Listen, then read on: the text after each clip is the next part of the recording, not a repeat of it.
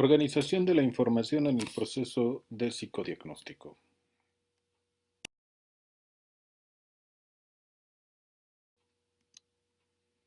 Hola, en este video hablaremos sobre la manera en que se tiene que organizar la información en el proceso psicodiagnóstico. Esto sucede una vez que tenemos recuperada totalmente la información proveniente del paciente.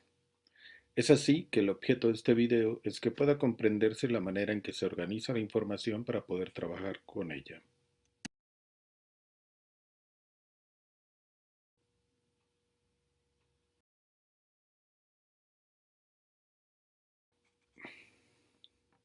Una vez recopilada la información en la entrevista psicodinámica, dentro del proceso de psicodiagnóstico, en la cual el paciente habla de sus problemáticas y se le hacen preguntas donde puede expresar sus conflictos, se procede a la organización de la información en forma de lo que se conoce como expediente clínico.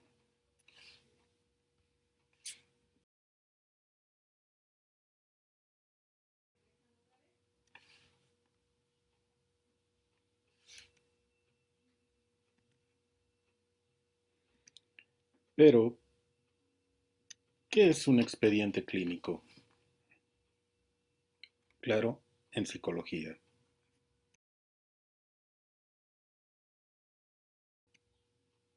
Un expediente clínico es un conjunto de información y datos generales del paciente que se integra para la atención psicológica, en la cual se organiza de forma general la información recopilada del consultante.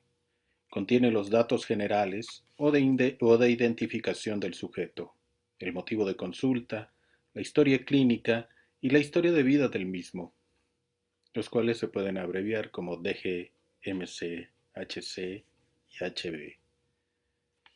Una vez que se recopila la información en entrevistas verbales o entrevistas de aplicación de pruebas, los datos obtenidos hay que organizarlos de manera que dicha información pueda ser comprendida por el psicólogo. El expediente clínico debe tener un orden y este estar comprendido por información específica. Realizarse un estudio sobre un objeto cualquiera que éste sea. La información debe de estar organizada, es decir, debe darse un orden de tal modo en que de un modo en que deben de hacerse las cosas. La serie o la sucesión en que van pasando dichas cosas o bien la relación o respecto de un objeto con otro. El proceso nos dice que debemos de organizar la información para poder asociarla y relacionar aspectos de tal forma que encontremos sentido en ella, es decir, que nos ayude a comprender, en este caso, al paciente o al sujeto del psicodiagnóstico. Pasemos pues a esclarecer lo que es un expediente clínico.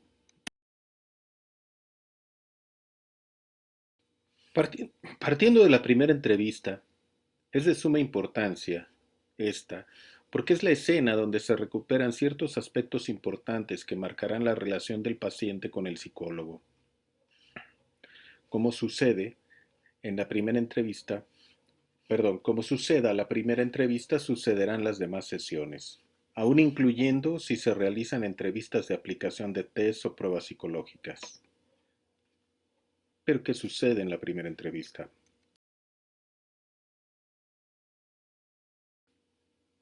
La información en la primera entrevista fue recopilada en base a lo que sucedió dentro de las entrevistas psicodinámicas. Instrumentos como el encuadre, el motivo de consulta, la anamnesis y los datos personales son los que nos arrojan la información necesaria para que el psicólogo pueda trabajar en ella. Recordemos que el motivo de consulta fue aquella situación o acción o conflicto que hizo que el sujeto llegara a consulta. En otras palabras, fue lo que movió al paciente a consultar a un psicólogo.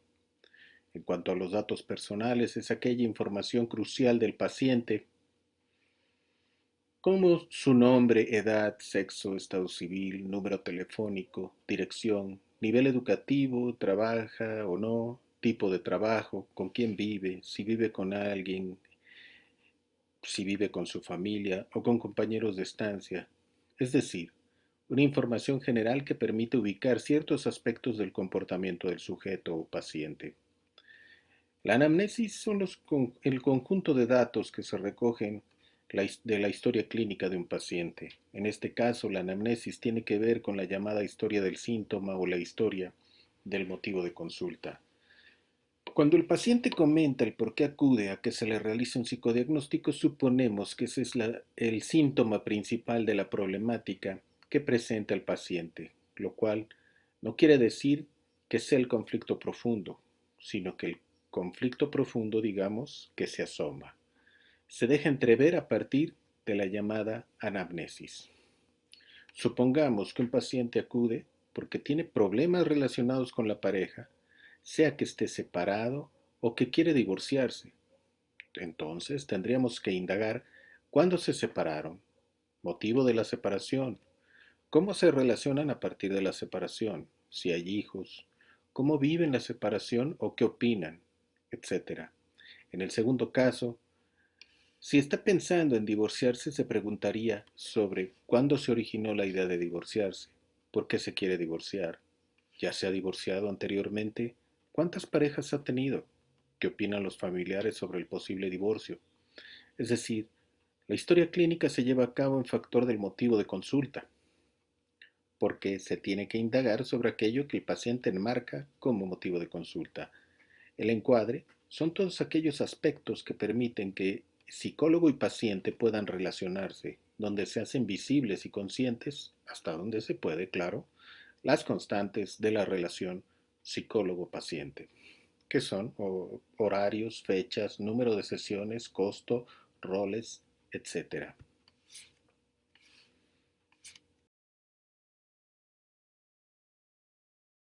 Pasemos pues a cómo organizar la información a partir de que ésta se va generando. Organizar la información significa darle un orden, es decir, dar esquemas a la organización de manera que nos hable del sujeto, pero desde una visión más metódica, menos subjetiva, en el sentido de que el paciente organiza su historia a partir de eventos importantes en su vida, no en cuanto a cronología, no en cuanto a áreas de desarrollo. Si una persona explica su vida a partir de estos aspectos cronológicos o de áreas o estructuras de desarrollo, es un sujeto que trata de controlar los aspectos de su vida quitándoles la importancia. Importancia que tiene que ver con los afectos, ya que estos son los que agregan significados a su vida. Comencemos pues, datos generales o datos personales. Los llamados datos generales o personales son los datos puntuales del sujeto como nombre, edad, sexo, fecha de nacimiento, estado civil, ocupación, nivel de estudios, domicilio, teléfono, con quién vive. Dichos datos señalan perspectivas concretas del sujeto que pueden servir para comprender aspectos de la vida de este sujeto. Por ejemplo, un individuo que nos menciona una edad de 30 años y que sigue viviendo con su familia originaria, es decir, con uno o ambos padres, nos habla de un individuo que puede estarnos planteando la posibilidad de tener problemas para separarse de los padres. O sea, nos hablaría de un sujeto dependiente y con ligas de afecto con los padres un tanto cuanto problemáticas.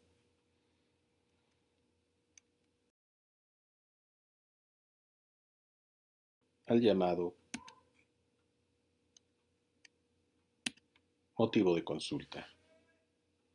Es la expresión del sujeto de que necesita ayuda. Esta puede ser manifiesta o latente. Por lo tanto, al ser una expresión de necesidad de ayuda, es la manera en que el sujeto pone en palabras el síntoma, el dolor, su malestar. Es un síntoma, un malestar general con el cual el sujeto puede hacer contacto. Es una gran expresión subjetiva de sus necesidades problemáticas y conflictos, asimismo de aquello que le hace falta. El motivo de consulta es lo que hace que el sujeto vaya a consultar a un psicólogo que lo pueda ayudar en su insatisfacción. Si bien el síntoma es el orden médico, o en el orden médico es una alteración del organismo que pone de manifiesto la existencia de una enfermedad, y sirve para determinar su naturaleza, en la psicología y el psicoanálisis no es la muestra de una enfermedad, sino la muestra de un conflicto que no puede ser aceptado en la conciencia y es expresado como síntoma. De la manera anterior, el motivo de consulta nos plantea una serie de síntomas que han aparecido en la vida del sujeto y que estarían relacionados con el motivo de consulta. Estamos hablando aquí de la historia clínica.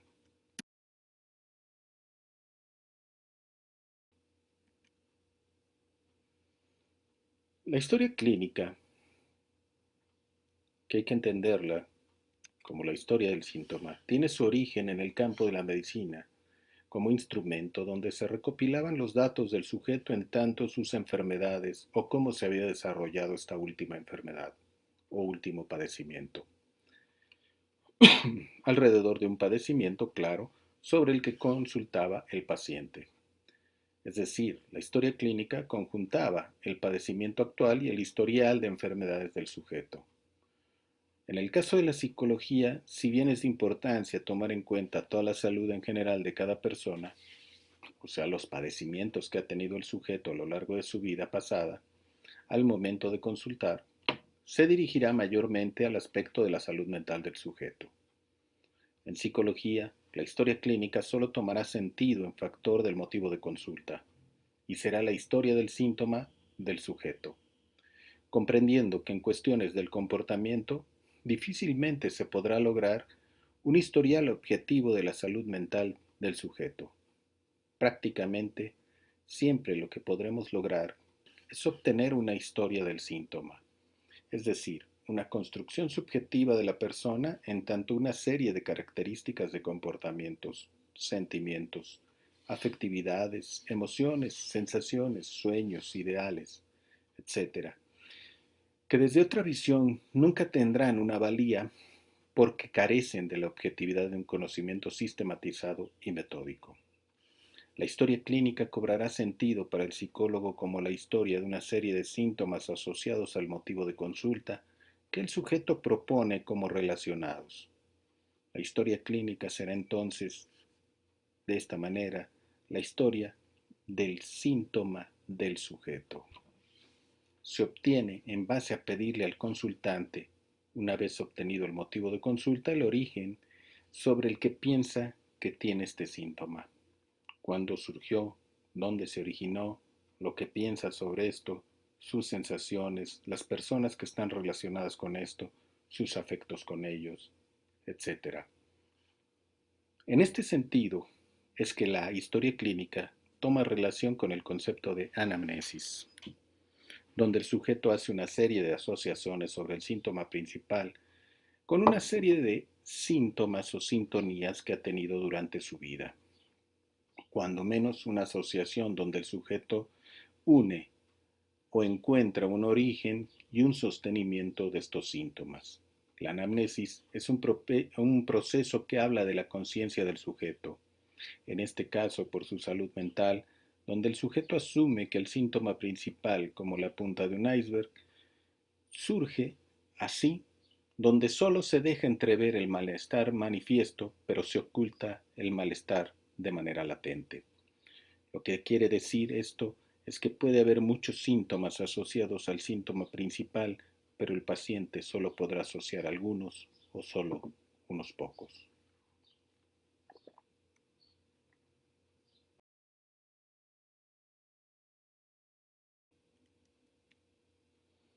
Pero, ¿qué es un síntoma? Tenemos que síntoma podemos también entenderlo como el fenómeno expresivo de un conflicto inconsciente, según la psicología o el psicoanálisis. Ya veíamos que el síntoma es desde el punto de vista médico la expresión de la enfermedad, pero desde la visión del psicoanálisis un síntoma es la muestra de un conflicto, solo que un conflicto no necesariamente es una enfermedad, sino que puede ser la muestra de un conflicto inconsciente.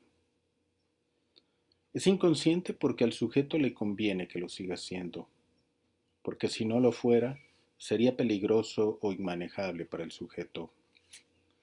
Para Sigmund Freud, por allá de 1892, El síntoma toma un sentido radicalmente nuevo a partir del momento en el que puede plantear que el síntoma de conversión histérico, que la mayoría consideraba una simulación, es de hecho una pantomima del deseo inconsciente, una expresión de lo reprimido. Concebido al principio como la conmemoración de un trauma, el síntoma se definirá más justamente en lo sucesivo como la expresión de un cumplimiento del deseo y la realización de una fantasía inconsciente que sirve al cumplimiento de ese deseo. En esta medida, es el retorno de una satisfacción sexual, hace largo tiempo reprimida, pero también es una formación de compromiso, en tanto la represión se expresa igualmente en él. El síntoma es la expresión del conflicto inconsciente cuando el aparato psíquico del individuo no puede funcionar adecuadamente o está imposibilitado de expresión. El síntoma neurótico, en sentido estricto, es así producido por el rechazo de la coacción que exige el acceso a la vida sexual, el rechazo del renunciamiento desdichado que ella demanda. Al mismo tiempo que causa inhibición o angustia, alimenta un goce llamado pregenital, ordenado en todo caso en torno a los orificios del cuerpo y cuya fijación puede ser obstáculo a la cura. En el malestar en la cultura, Freud subraya esta incapacidad del hombre, animal desnaturalizado, para acceder a una sexualidad que sea menos incierta, menos ambigua y también menos conflictiva. El lugar del síntoma se encuentra así desplazado para tener que ver con las condiciones generales de nuestro acceso al sexo. Y si es cierto que el inconsciente es efecto del lenguaje y que la cura no tiene más medios que los de la palabra, si la formación neurótica se deja descifrar como una concreción literal y si la pulsión es del orden de un montaje gramatical, conviene reconocerles a las propiedades de la lengua el poder de determinar nuestro destino. Claro, sintomático en todos los casos. El síntoma entonces es un fenómeno subjetivo que percibe el paciente y que después se decodifica. Incluso, manteniéndose siempre en una lógica causal, en el ámbito psicopatológico el síntoma asume significados diferentes según los cuadros teóricos de referencia dentro de los cuales se realiza la lectura del trastorno psíquico.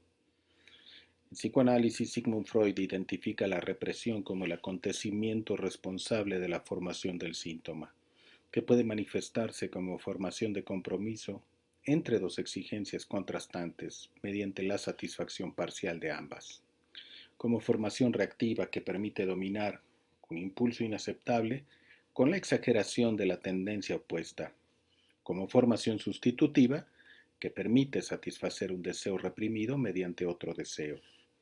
En una manera de apreciar y tratar de comprender al síntoma, a este se le puede comprender como un símbolo, es decir, como algo que evoca una cosa distinta a la que se presenta como evidente. El síntoma puede tener un significado distinto a lo que se nos presenta como manifiesto.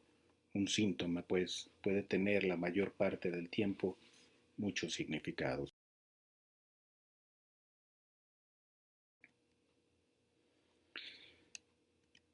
La historia clínica es, pues, la expresión o vivencia de conflictos. Pasemos ahora a la historia de vida. Si bien la historia clínica es la historia del síntoma, la historia de vida es el proceso de construcción del sujeto, claro, siempre desde la perspectiva de dicho sujeto, es decir, desde una apreciación subjetiva. Cuando se habla de la historia de vida como la construcción del sujeto, se habla de un proceso llamado subjetivación.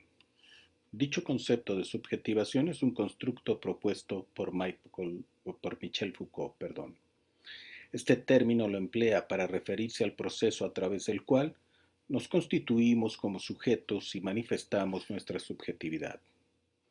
Este concepto problematiza la noción de identidad como un estado natural o dado, pero también como un lugar a donde llegar. La subjetivación designa un proceso y no una situación o un estado, o un estatus o un principio del ser. Este proceso no es simplemente el de un llegar a ser sujeto, como si pudiera darse por entendido que sabemos lo que significa ser sujeto. El capitalismo se ha definido, según Deleuze y Guattari, como un punto de subjetivación que constituye a todos los hombres en sujeto. Pero unos, los capitalistas, son sujetos de enunciación, mientras que otros, los proletarios, son sujetos de enunciado, sujetos a máquinas técnicas. Desde el control o la gestión de los procesos de subjetivación por las tecnologías de gobierno es desde donde se produce la esfera pública. De estos procesos depende el establecimiento del orden y las regulaciones sociales.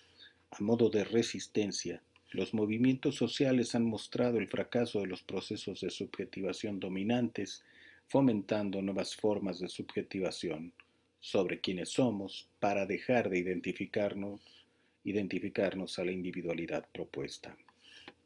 La construcción del sujeto es el proceso en el que el sujeto se apropia de identidades, identificaciones, percepciones, argumentos, lenguajes, deseos, ideas, ideologías, intereses que ha ido constituyendo sobre sí, es decir, un conocimiento de él sobre sí mismo.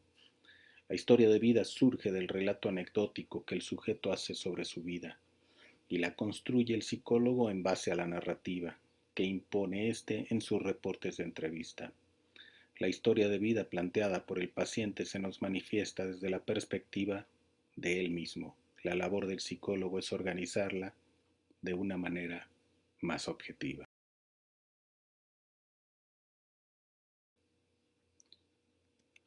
La historia de vida se organiza a partir de áreas de desarrollo como la infancia, la adolescencia, la adultez, la senectud, o bien a partir de áreas de vida como la sexualidad, la familia, el trabajo, la educación.